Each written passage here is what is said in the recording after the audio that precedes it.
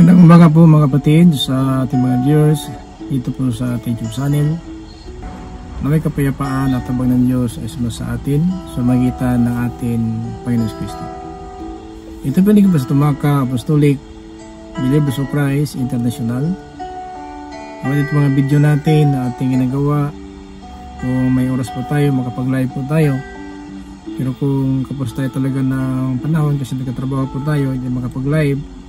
So, nakapag-post tayo ng mga video, minuto lang po.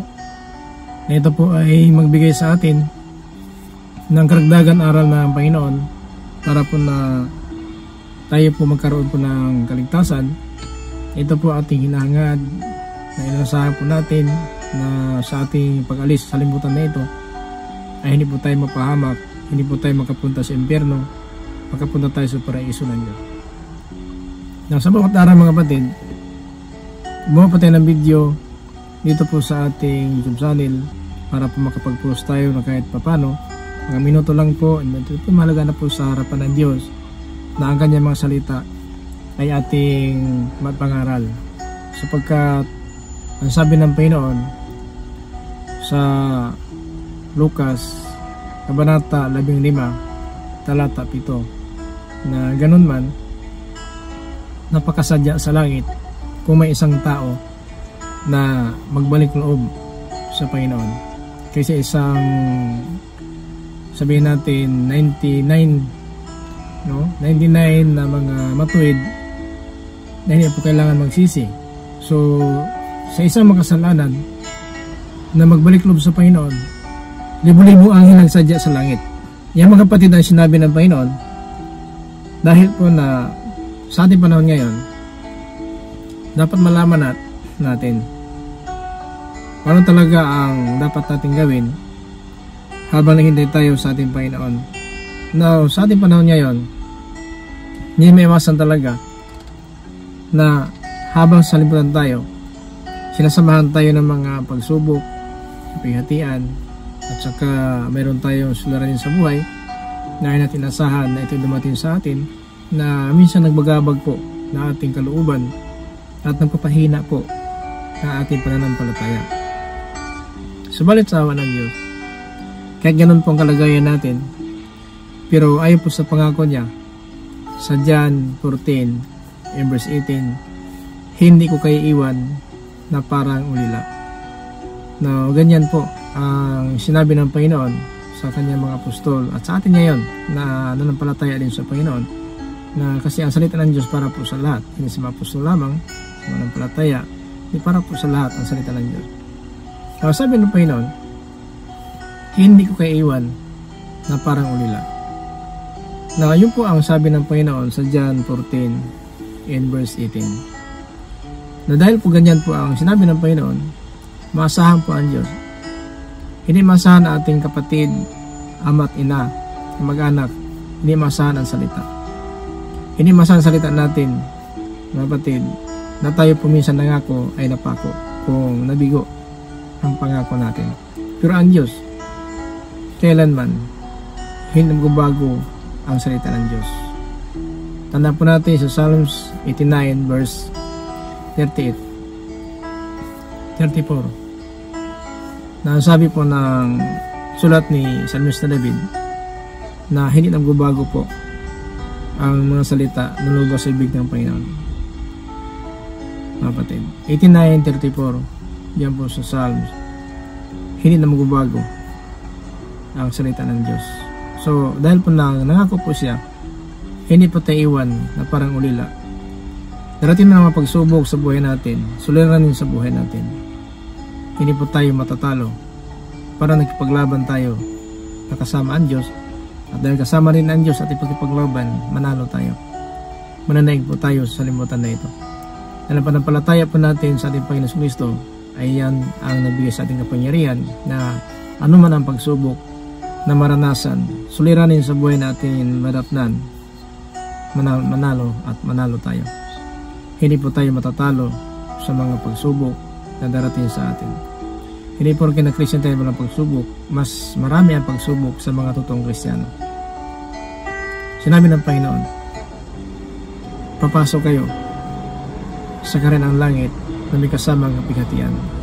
Ayon po sa sulat ng mga apostol na si Apostol Pablo, si Bernabe, pinapatatag po ang mga mananampalataya na sinabi sa Gawa, Kabanata 14, talata 22, na pinapatatag po ng mga apostol ang mga mananampalataya sa Panginoon. Na ang sabi niya, papasok tayo sa karinang langit na may kasamang kapighatian. Dahil po diyan, hindi sinabi na nagpastor tayo, nagkristiyan tayo para walang kapighatian. Mas marami ang mga kapighatian na ating maranasan, pagsubok maranasan, dahil po sa ating pananampalataya. Huwag tayong mag-alala, kasi walang mga pagsubok na darating sa atin na hindi natin makayanan, sapagkat tapat ang Diyos. Tapat ang Diyos sa kanyang pangako na kung may pagsubok man na mabigat man sa ating pasanin, ang Diyos na po ang hatang paraan na mananaig tayo sa mga pagsubok na atin mararanasan. Kaya mga kapatid, ang bawat araw sa ating buhay mahalaga po sa harapan ng Diyos. Mahalaga ang buhay natin kaya anong magbagay sa libutan na ating nakamtan. Mas mahalaga ang buhay natin. Tandaan po natin yan na hindi po nagbabago ang pasya ng Diyos. Tuloy ang kanyang biyaya sa atin. Kaya sa ating mga kamalian, sa ating nagawa na ating pagkamakasalanan, puro hindi po yan ang hadlang ng plano ng Diyos sa atin. Hindi po hadlang na makasalanan tayo ngayon, sapagkat alam naman natin namatay ang Panginoon dahil sa ating mga kasalanan. So, walang kasalanan na ginawa ng tao na hindi mapatawad. Yan mga kapatid, dapat malaman natin. Walang kasalanan na ginawa ng tao na hindi mapatawad. Kaya kahit ano ang kasalanan na gawa natin, basta tanggapin lang natin ating kamalian, magsisi lang po tayo, magbalik loob tayo sa Panginoon, may kapatawaran po yan nakahanda sa atin. Kasi sinabi ng Panginoon sa Mateo chapter 12 verse 31-32, lahat ng ginawa na kasalanan ng tao mapatawad, pero hindi mapatawad yung lapastangan ng Espiritu Santo. Itong salita ng Diyos na ating pinapakinggan, salita po ito ng Diyos. Ang Diyos ay salita at ang salita ay Diyos. Kung lapastangan natin ang salita ng Diyos, yan po ang dahilan. Walang kapatawaran na ating makamtan. In verse 32, chapter 12 sa Mateo, lahat ng kasalanan ng tao mapatawad, pati ang lapastangan sa Kanya sa itaas sa krus. Pero ang lapastangan ng Espiritu Santo hindi mapatawad magmula ngayon hanggang sa darating na buhay. Na kahit mamatay na tayo sa libutan, kung ating pumay sa libutan ay lapastangan natin ang mga salita ng Diyos na ating napakinggan, ibig sabihin binabaliwala lang natin, pinawalang kabuluhan lang natin, yan na po ang kasalanan na tinatawag immortal sin. Wala nang kapatawaran na darating pa. Hanggang sa pangalawang buhay, impyerno po ang kantungan ng tao. Kaya ayaw ng Diyos talaga na impyerno po ang ating pupuntahan, sapagkat alam ng Diyos mula pa ng simula na tayo sinilang sa ating ina, may plano ang Diyos sa buhay natin. Nag-iba lang ang plano ng Diyos dahil sa tao. Ibig sabihin, ang plano ng Diyos maligtas ang lahat ng tao, pero ang tao na po humanap ng sariling paraan para sa kanyang sariling katayuan. Nais niyang angkinin ang mga bagay na hindi kaya kamtan. At yun pong dahilan, naghanap siya ng paraan na paano makamtan ang bagay na ayaw ipahintulot ng Diyos, na minsan yun po ang nagbigay ng kapamakan sa isang kaluluwa papunta sa impyerno. Na maraming gumawa ng krimen, maraming gumawa ng paraan para makamtan ang bagay na hindi pinagkaloob ng Diyos. Sapagkat kung kaloob ng Diyos, magawa mo hintayin yon at darating sa iyo ayon po sa kalooban ng Diyos. Pero kung magmadali ka ng paraan mo, Gagawa ka ng paraan, makamtan mo ang bagay na hindi pa ipagkaloob ng Diyos, maaaring magkamali tayo at yun pong hantong ang kaparusahan. So sana mga kapatid, sa bawat araw, anuman ang daranasin natin ng pagsubok, nakita ni Apostol Juan sa langit, doon napakaraming tao na hindi kayang mabilang. Tinanong siya ng anghel, sino ba sila? Saan ba sila nanggaling? Nagtanong po ang anghel, saan sila nanggaling? Ang sagot ni Apostol Juan, Senyor, ikaw po nakakaalam. Ang sabi ng anghel, sila ang nagagaling sa matinding kapighatian at ang kanilang damit pinaputi ng dugo ng kordero. Yung pinakasulat sa pahayag in chapter 7 verse 13 to 14. Kaya mga kapatid, napakaganda ng plano ng Diyos sa buhay natin. Mula pa tayo sinapupunan ng ating ina, hinirang na tayo. To God be glory. Akala natin wala ng pag-asa ito. Akala natin mamatay na tayo. Akala natin ito na ang pinakamabigat na suliranin na ating naranasan. Pero may solusyon po ang Diyos. Dahil may plano ang Diyos sa buhay natin bago pa lang tayo ipinanganak. Kaya itong kasama natin sa buhay na kapighatian, mga pagsubok, naranasan po natin ngayon, ito po kabahagi lang po habang namumuhay pa tayo sa libutan. Tandaan po natin ang plano ng Diyos na paganda po. Nais ng Diyos maligtas ang lahat ng tao. Yun po ang plano ng Diyos sa buhay natin. Maligtas ang lahat ng tao at makakaalam ng katotohanan. Yan po sinabi ni Apostol Pablo kay Timoteo, 1 Timothy chapter 2 verse 4. Yun po ang plano ng Diyos sa buhay natin. Pero bakit mabigo ang Diyos sa kanyang plano sa buhay natin? Tayo kasi humahanap ng sariling katha. Tayo pong humahanap ng sariling paraan na mahiwalay tayo sa Panginoon. Kasi ang utos ng Diyos na binigay po sa atin, nagtuturo po sa atin, ikakakabuti na ating pamuhay. Ang sabi ng Panginoon kay Josue, Josue Kabanata 1, talata 8. Ang aklat ng kautusan na ito, huwag mo hiwalay sa iyong bibig. Ito'y pagbulay-bulayan mo araw at gabi upang magawa mo ang lahat ng utos na nakasulat dito. Kung magkaganon, maunlad, mapayapa at masagana ang iyong buhay dito sa lupa.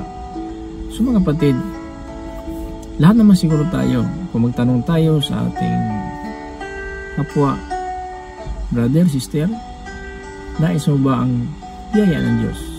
Nais mo ba ang kaligtasan? Siguro, isa lang ang sagot. Yes, pastor, brother, sister, yun talaga hangad ko at aking sambayan. At alam ng Diyos yan. Alam ng Diyos na yun po hangad natin. At dahil yan hangad natin, ayaw ng Diyos talaga na mabigo tayo sa ating hinangad. Dahil ang Diyos mapagbigay, mapagbiyaya, mapagkubaba ang Diyos, mapagmahal ang Diyos. At tinuruan po tayo para yung ating inaasahan na kaligtasan, makamtan natin. Kaya nakita ng Diyos ngayon ating katayuan. Nakita ng Diyos ngayon ating pamuhay na talagang hindi pa dapat sa kanyang paningin. Kaya ayaw ng Diyos na tuluyan tayo na maitapon sa impyerno sa ating kakulangan ng pangunawa ng salita ng Diyos. Na habang may buhay, may pag-asa pa. Ecclesiastes Kabanata 9, talata 4. Habang may buhay, may pag-asa pa. Na mga kapatid, tandaan po natin, mas mabuti pa ang buhay na aso kaysa patay na leon. Alam natin ang leon, napakatapang po. Kung aso lang, ikumpir mo sa leon, hindi talaga obra aso. Pero mas mabuti ang aso na buhay pa kaysa leon patay. Bakit? Kahit anong katapang ang leon, dahil patay na siya, wala na siyang magawa. Pero ang aso, kahit aso lang po siya, pero habang buhay pa siya, mapakinabangan po. Mabuti pa ang buhay na aso kaysa patay na leon. Totoo nga, matapang ang leon, pero kung patay na siya, may magawa pa ba? Wala po. So, ganun tayo. Tulad tayo ng aso. Ang aso, kapag kumakahol, ay nakakatulong po yan sa kanyang amo, sa kanyang Panginoon. Kung tulog na tulog ang kanyang Panginoon, pag kumakahol ang aso, ay nakagising ang kanyang Panginoon at nakapagmatyag ng palibot sa kanyang paligid kung may tao o O ano bang dahilan? Kumakahaw lang aso. So nakakatulong talaga aso. Kahit ako aso lang po siya kapag buhay pa. Ganoon din tayo. Habang buhay may pag-asa. Ecclesiastes Kabanata Siyam talata 4. Habang may patay may pag-asa. Kasi ang patay wala na pong magawa. Doon sa mga patay, kundi maghintay na lang ng hatol. Kailan gawin ng Panginoon. So ang namatay ngayon, mga ninuno natin, mag-anak natin, patay na po sila. Pero naghintay na po ng hatol sila. So sa kanilang kalagayan ngayon, natin alam kung saan nilagay sila ng Diyos sapagkat kanya-kanya po ang kalalagyan ng kaluluwa. Sa daigdig mga patay, 4 po ang bahagi doon na ito po mga kapatid para malaman natin may kulungan ng kaluluwa, may paraiso ng kaluluwa, may apoy na kinalagyan ng kaluluwa at may impyerno kinalagyan ng mga anghel sa ilalim ng lupa. So 4 po doon sa ilalim ng lupa ngayon. Nandun ang anghel na nakipaglaban kay Miguel. Nandun ang mga kaluluwa din naghintay ng hatol. Nandun ang kaluluwa na doon sa nag-aalab na apoy.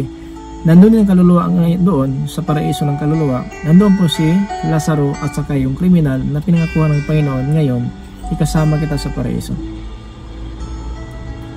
Nasa Lucas 16:22, dinala po si Lazaro doon sa punan ni Abraham. Diyon po ang paraiso ng kaluluwa. Na namatay naman ang isang mayaman doon sa nag-alab na apoy. Na namatay pa ni Kristo sa krus kasama ng kriminal, sinabi niya ngayon, ikasama kita sa paraiso. Alam naman natin, papunta po sila ng lupa po ang Panginoon. Yung pong paraiso na tinutukoy niya, isang kriminal na isasama kita sa paraiso. Na hanggang ngayon ang kriminal, nandun sa paraiso ngayon at sigurado, masayang-masaya po siya sapagkat nasa paraiso siya ng kaluluwa. Pero ang mayaman ngayon, hanggang ngayon din, ayon po sa sulat ni Lucas 16:23-24, hanggang po sa 31 sa Lucas, hanggang ngayon ang mayaman nandoon pa rin siya sa nag-aalab na apoy. Now imagine 2023 na tayo ngayon. Now equivalent natin ang tagal ng mayaman nandoon sa nag-aalab na apoy, 1963 years o 67 years. Ganon. Ganyang katagal ng mayaman hanggang ngayon nandoon siya sa nag-aalab na apoy.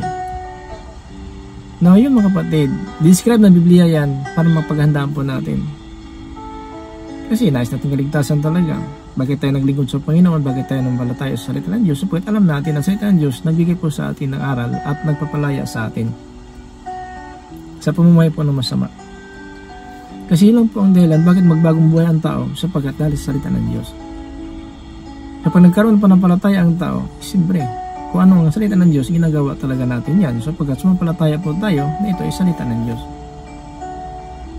Kaya hindi lang mga kapatid lahat, hindi po lahat na sinabi may panampalataya ay talagang buhay sa paningin ng Diyos.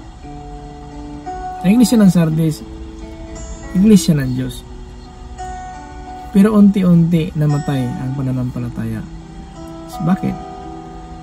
Na habang tumatagal, ang napakinggan nilang salita ng Diyos, hindi na po na ginagawa.